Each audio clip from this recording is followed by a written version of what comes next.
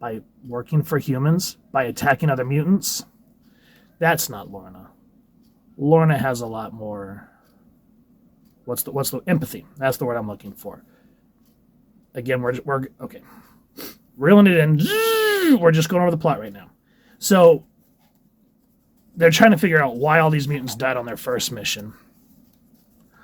And it's the third person narration in this particular Isha. Isha? Isha. We're going to call it Isha. All right. Lorna says, I think what I was trying to tell Havoc, what I've been trying to tell him ever since he came back, is that you can't live your life as two people without betraying one of them. So as he goes to meet the general, she says, goodbye, Alex. Interesting.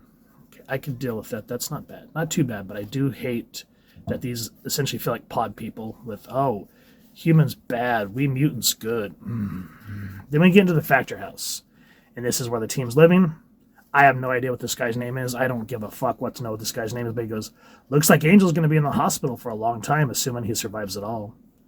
Could you not eat a corn dog when you say that, Roger? Okay, Roger's his name. Whatever. He goes, sorry, it's the new Power Dog diet I'm on. I'm supposed to eat 10 corn dogs a day. And so we get this horrible joke, and then we get a horrible picture of Angel in the hospital. Bad art, by the way. And he goes, we're all hoping for the best, but Angel may be dying as we speak. So I called you here to let you know that we're elevating you to team leader. And then just this look of Alex, just like, wow, thanks. Hopefully this is the last time I have to say that. What a way to really have an impact on this story. Also, Pyro is your second in command. Why? Because he just walked in here with a drink? He was in the Brotherhood of Evil Mutants. Why is he even on this team? Because he's useful. That's what I'm always saying. That's not Pyro. Oh, BTW, check this out. What am I looking at? Button cam, 4K resolution, high fidelity sound, perfect for capturing team moments for Click Clock.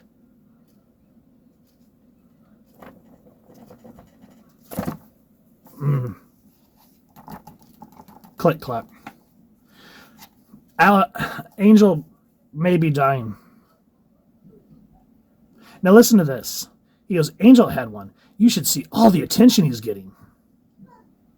Warren Worthington, one of the original members of the X-Men. One of the founding members of X Factor. Basically, the original OG proprietor of X Factor. They had to kind of lure Scott in.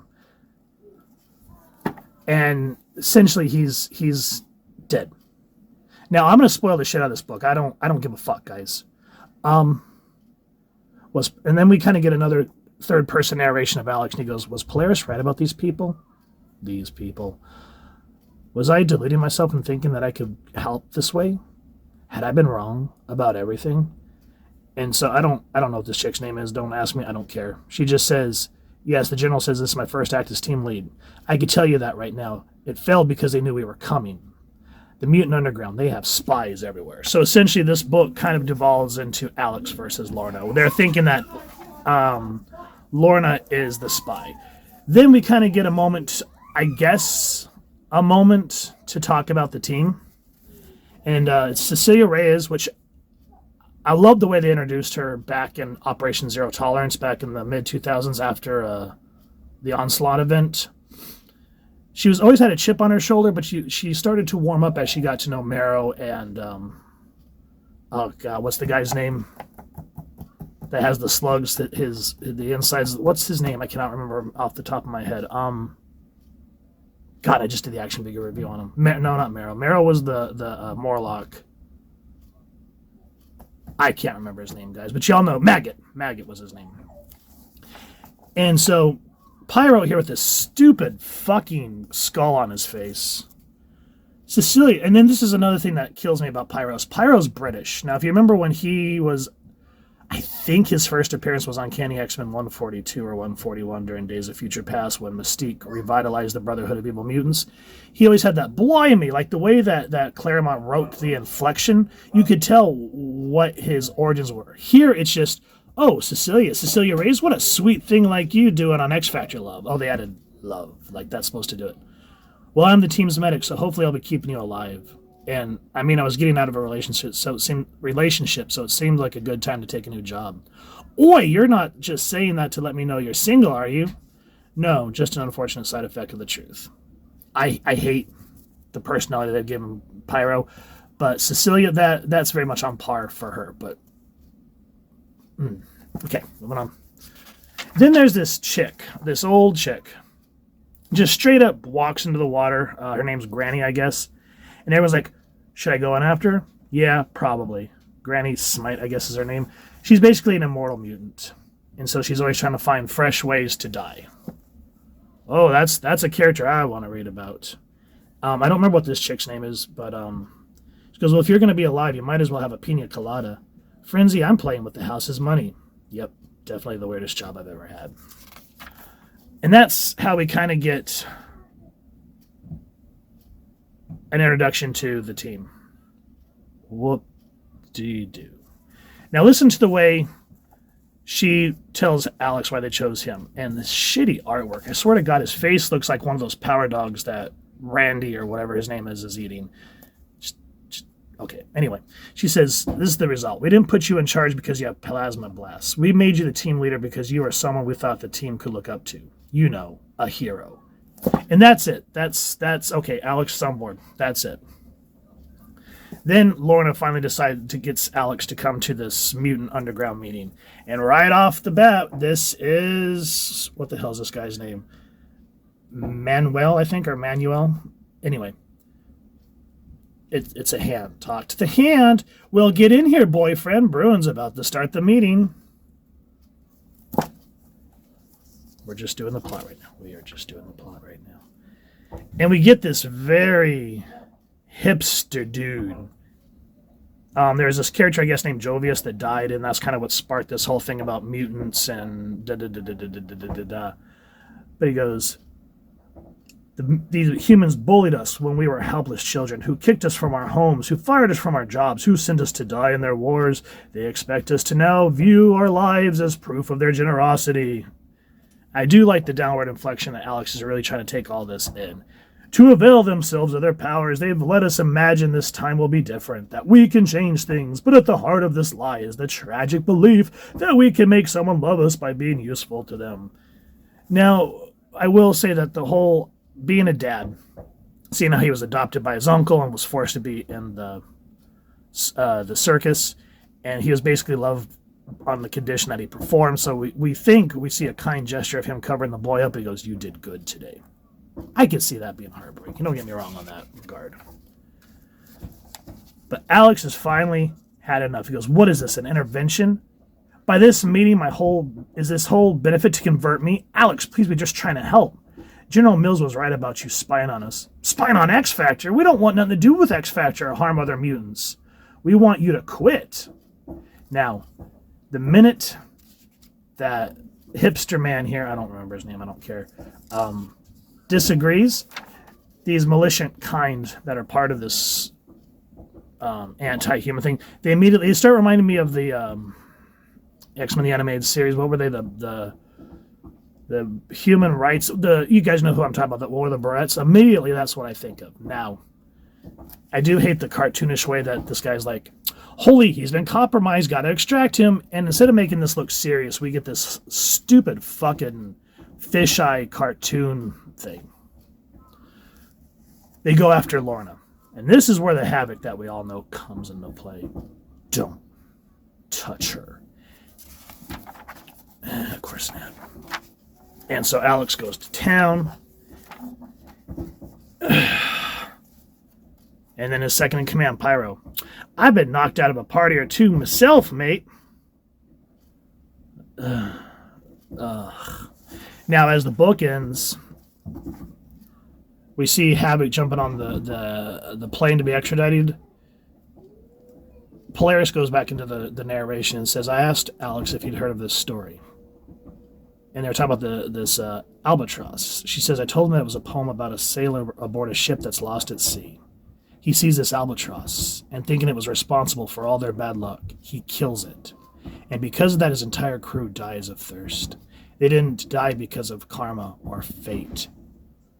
If you see a bird at sea, it's only because that bird knows where the land is. They died because he killed the only thing capable of showing them the way home. Ta-da! That's it. Was I supposed to be excited? I sure as shit wasn't. Bad jokes, stock art. What is this? Did you guys enjoy this? What the hell is this? Now, I'm not done with this book. This is just me. You guys are welcome to talk about it down in the comments, but I think I have a way to fix this little red wagon. But before we get into that, you're probably thinking, what's the big deal? It's just a comic, and you have to roll because times change. Yes, they do. And if you don't change, you stagnate. Don't get me wrong. But there are traditions that should not be thrown to the wayside. And what I mean by traditions, I mean traditional storytelling. Now, think of this kind of like a double review, I guess. We've gone over this book, but we just went over this piece of shit. Let's go over some key points from when Peter David took over the X Factor book and really started to make it launch. Because, I mean, don't get me wrong, the X Factor run with the original X-Men and Louise Simonson was kind of writing it. It was fun, and there were some really poignant issues. But this is where the book really started to shine, was in the 90s. Brand new team, Peter David on the writing. So let's while we're going through this, let's keep this in mind. So, for those of you that aren't initiated to the older X-Men comics,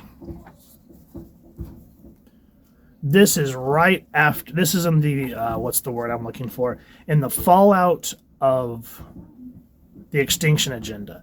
The Extinction Agenda was, I don't remember how many parts it was, but during that time period, Genosha was not the mutant state that we all know.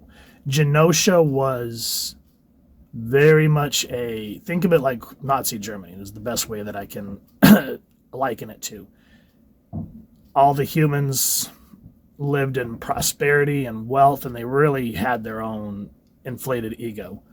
But the way that they kept things efficient is all the mutants were stripped of their individuality, basically brought in by the magistrates, brainwashed, and their powers were used for like street sweeping, construction, recycling. Storm, when the X-Men try to infiltrate Genosha, Storm gets captured, brainwashed. Her and Reign both. And Reign is forced. She watched Warlock die during this time period, so even though she was a brainwashed magistrate, or you guys know what I'm saying. Sorry, I'm a little flustered. She still had the memories of thinking of watching her friends die in her arms. Same with Storm, is even though she was the protector of all the higher-ups, she knew in her mind she couldn't fight back against it until I think it was Psylocke that finally helped her. We kind of went over that, so I'll try to remember to leave a link in this. So, Genosha, at the very end of the Extinction Agenda, finally frees the mutants. And so X Factor is launched, and we see Guido here. And I think it's because my roots are Finland. They are very, from what I understand, what people have told me is the Finns very much have a dry sense of humor, and I think that's where I get mine from. Because just you open the book, and you get this super power of X Factor that says, cutting the mustard. Now, for those of you that may not know, but cutting the mustard kind of has that dual thing of it also used to mean farting back in the day. I don't know if people still use that. Now, again, there are dated, I'm sorry if you guys hear the dogs barking and there's no way to shut them up. I'm in my basement and they're upstairs, so just roll with me. I apologize if you can hear them. Guido says, excuse me, you got any Grey Poupon? Now, that joke is a little dated, don't get me wrong, but it's still, to this day, used in an ironic way. And it's not obnoxious like, oh, look at me, I'm power dogging for Click Clock. Keep that in mind. Now, the writers on this, A New Direction, Measured to Exacting Standards by Peter David, Larry Stroman. David doing the writing, Stroman doing the pencils, Al Milgram doing the inks, Michael Hessler doing the lettering, Glynis Oliver colors, Bob Harris editor, and Tom DeValco editor-in-chief. All-star cast. on this book, and people that still to this day make excellent comic books. Look at the way they do this artwork. I love how the first interaction between Lorna and Guido, it's this far away shot. And I love how everything that's the rest of the house is done in purple, and it draws your eye. Visual storytelling. And so Lorna says, of course we do. Guido, is it? Guido, it is. Of course we do, Guido. It is, after all, here at X Factor we have it all. Armory, vehicles, and of course, Grey Poupon. So tell me, Ms. Dane, is it? Dane it is, Laura. You one of those types with that babbles when they're nervous? Dane it is, Laura? Is it that obvious? Well, okay, look. The guy you're approaching to head up this whole operation, we have a history, you know. If Alex comes here, it'll be the first time in ages where there's nothing to keep us apart. Now, I talked about this at the beginning of whatever this was. Alex and Lorna tried to leave the X-Men way early on. They tried to go down to New Mexico and start their lives in the mountains. And Lorna basically got turned into, I cannot remember what she was, but she basically became a witch. And Alex had to fall back in with the X-Men to try to save her. And it was a long time until after the Extinction Agenda, after the whole Muir Island Massacre, I think is what the event was called, after Extinction, where I think it was the Shadow King had everybody on Muir Island brainwashed, and that included like Jamie Madrox, Lorna, Moira, and a bunch of others. But anyway, so her and Alex have not really had a chance to really be what they want to be. And I love how she's opening her heart to Guido. Guido, on the other hand, is very much, and you find out later in these pages how Guido uses comedy to hide the hurt and pain that he has. And he goes, you want I should hose you two down? That it? That's not my problem. Although you might have to. Now look at the way, this is one thing I loved about Stroman's artwork. It kind of had this other worldly vibe, and that was the kind of the same case with this issue of X Factor, New Mutants, where it looked a little off, but it served the story in a very surreal way, just like how Bill Sienkiewicz's paintings did the same thing. Now, this is what I mean by stock, and I've said this in another review, I can't remember which one it was, but everyone had their signature. Stroman, for example, you could see how things looked a little boxy, but it had a flow to it, compared to hot dog faces. That to me is probably the only panel worth a damn in this whole book, but just very stock and cartoony. Like Google woman standing by door. There you go. No real signature like this. And that's why, you know, you'll see a lot of comic nerds and they'll say, oh God, I love that Jim Lee, or why there's pages that are just dedicated like John Byrne and the Kuberts, and why there is the Kubert School of Art, and why people hunt down like both Buscema and Buscema Jr. artwork, because it had a signature. These do not. Continuing. So we get this sort of like very, you can tell it's a very awkward situation where everyone's trying to get to know each other, but we get their personalities, and they're somewhat likable instead of everyone seeming to, where is it? Hold on. Everyone seems to either hate each other or they're just there for the paycheck. Moving on. We then cut to Genosha. And right off the bat, we see Alex say, not interested. Alex, I don't think you realize the importance of what we're discussing here. And I don't think you realize, Miss Cooper, the importance of what I'm trying to do here. Here on the site of what used to be the Genoshan Citadel, we're working to build a mutate residence hall, a place where mutants can live together, develop a feeling of community. And Val says, sounds like a ghetto. Now, before everyone gets pee-pee hurt, I like Val because she always came off as a bitch, don't get me wrong, and she actually gets her comeuppance later. But she's always still been like she's always had a heart. She just has to steal it because she is a government official. But she's always had redeeming qualities. And so the way that she works, and you find out Val pokes to get at least the best part of you, or at least try to move you to action. Now let's keep that in mind. So she says a ghetto. And Alex says, are you crazy, Val? This is a modern facility with all the amenities, not some rundown. I didn't say tenement. I said ghetto, where people have been lumped together. Where's the equal rights in that? What are you implying? That the X-Men, when they were first brought together, mutants feared by society, were ghettoized? I didn't imply it. You inferred it. In other words, you said it. I didn't. Now, while she's talking, this steel girder starts to flop. And she goes, look, Alex, I think what you're doing here is well-intentioned. Swimming pools, health club, food facilities, more than the mutants ever dreamed of. But the U.S. government is looking at the big picture, and you should. And so Alex realizes, look at the way that artwork's done. Action lines. Look out! Rain comes to save Alex. Rain, are you nuts? Where'd you come from? Val, move. Cripes. And it forces him to have to go into action. Now, look at this. Hold on.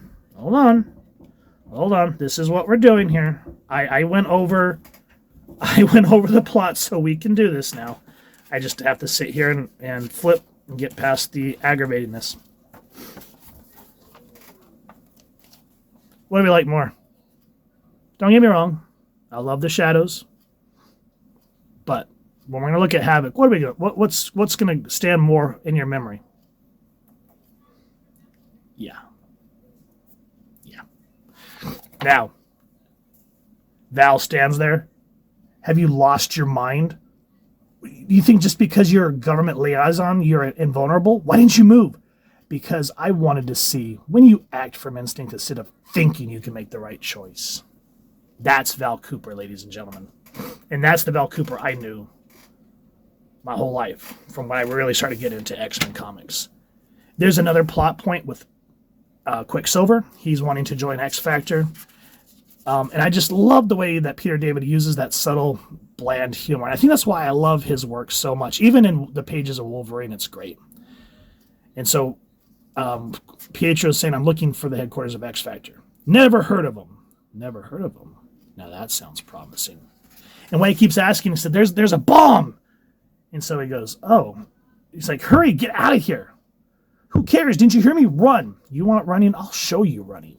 And then again, when you get one of those choom, choom, choom, choom, choom.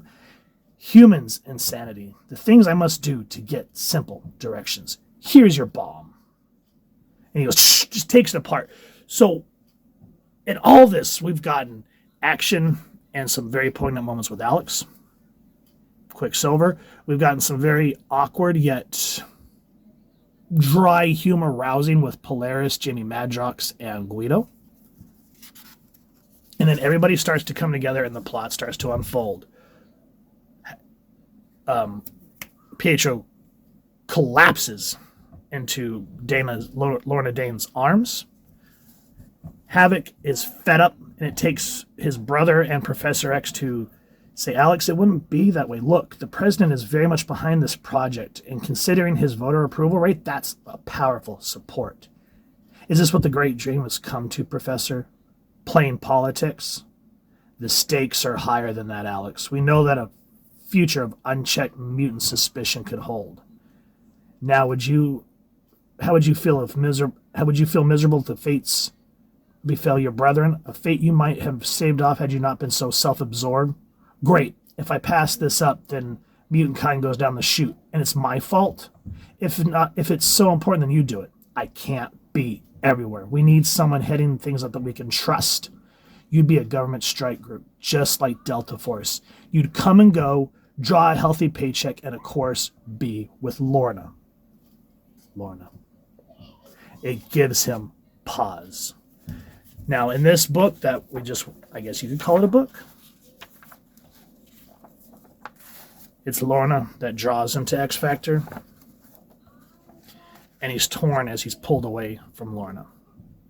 That's the one thing about these two, but I wish that they would just have a happy ending. That's one thing I was always hoping about anytime I see the two. So they finally come together. There's some good comedy. And even though Val kind of comes off as a bitch when she's first introduced, again, she does get her coming up and whatever you want to call it. I love how she gives Rain Shit. She says essentially something like, do you want something to eat? Maybe some kibble and bits? Now, Rain, again, as I just talked about at the beginning of this thing, she and Alex are drawn together because she and Alex, I forgot to mention that Alex also became a slave to the magistrates as well. So there was Storm, him, and Rain. And so she feels very much a commonality with him. So that's why she's kind of left the New Mutants at this point and went with X Factor. And at the end of this, we are left with a murder mystery. Now, think of the dialogue that we just went through with the older book. And we get, Angel, a long-time X-Men, is dying, but I have to power dog diet. I'm supposed to eat 10 corn dogs a day. Now we get back to where Alex is meeting with the general. Where is it? Hold on. It seems like when I get in front of the camera with you guys, my brain goes, oh, here. So think of all these poignant moments that Havoc had with Val, his brother, Xavier, his mentor. And now here he's with this government official who's like, oh, we just need you to be a hero. This is where they're accusing Lorna of being a spy. And he goes, Polaris is not a spy, Mills. Nobody's accusing your girlfriend of anything yet. If someone close to the team is working with the Mutant Underground, we have to know before we send you on another mission. Mind if I power dog? What is that? All while Angel, longtime X-Men member, is dying. Now, at the beginning of this, I said, how can we fix this little red wagon? Well, we open it up. Even though I hate that Polaris is like, I'm not Lorna now. I'm Polaris. Fuck you, Krakoa. Okay, we'll keep this. Fuck you. Don't need that. Was Polaris right about these people? Okay, he's kind of having some self-doubt. They accused Lorna. We can keep that. No. No. No. And then, oh, hi, I'm a hand. No. No. Don't need that. This part, even though this guy, the hipster thing, this was poignant. Okay, that kind of helps push things forward and where things start to escalate. And you've been filming this meeting? Okay, even, I hate this whole Muppets thing. And then, of course, the corn dog. Fucking corn dog. Fucking corn dog. No. Okay. Beautiful piece here. That works. Ads, sure, whatever. And then this kind of shows the true intentions of this whatever.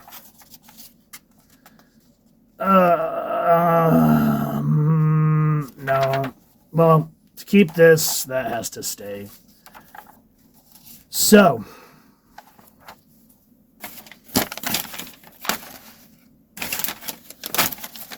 all this bad humor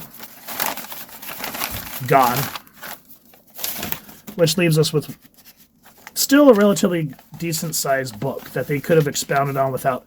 Mind if I power dog? Or look at our 4K cams for click clack. So that essentially gives us 1, 2, 3, 4, 5, 6, 7, 8, 9. 9 pages. And then you double that up with the double page, so about 18 pages compared to a character that wants to kill herself. Oh, that's what everyone wants to talk about. No. Don't care about your hipster whining. This part was a little interesting because I would have maybe kept this part where Lorna finally convinces Alex to go to the meeting with her. And as the doors open, she goes, Alex, what is it? You have no idea how much I love you. Well, whose fault is that? Okay, we're getting rid of that.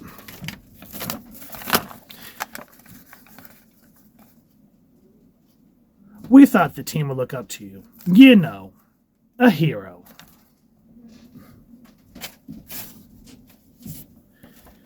a good chunk of this book is having to get Alex out of his own head, because he's just been through so much fucking trauma that he's like, forget it. He basically tells Val to piss off, tells his mentor Charles Xavier to piss off, tells his brother to piss off. And what is it that finally brings him? Lorna. Not, a hero with big, fat, swollen hot dog face.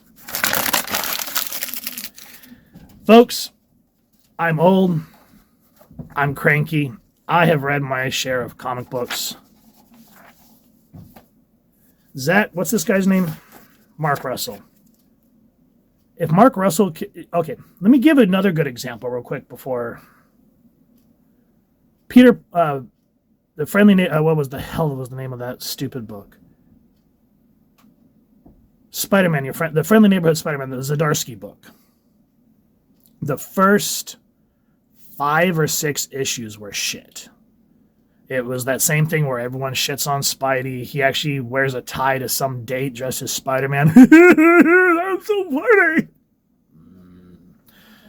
And the book was slipping. Come issue, I think it was 6, all of a sudden the mood changed. Jonah and Peter have this heart-to-heart. Well, Jonah and Spider-Man. And they go at one another. And they finally come to this sort of understanding of one another. Spidey pulls his mask and Jonah realizes it's Peter. And it still hits when I think about it. And the whole tonal feel of the book changed. It had depth. Peter became the hero that we knew with his smart-ass wisecracking. He wasn't the butt of the joke or always being shit on like he's constantly been for years. And I feel like if Mark Russell, I said that to say this. If Mark Russell can get over the bad click clock in 4K high resolution, mind if I power dog while I'm wearing a suit with half socks?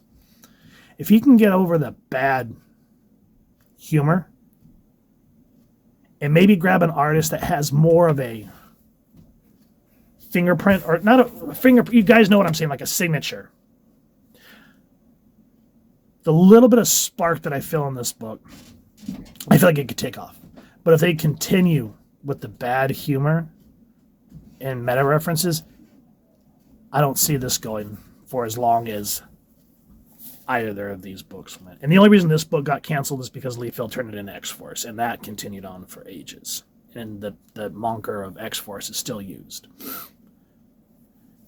X-Factor, I feel, has really been abused. There's been hit or miss.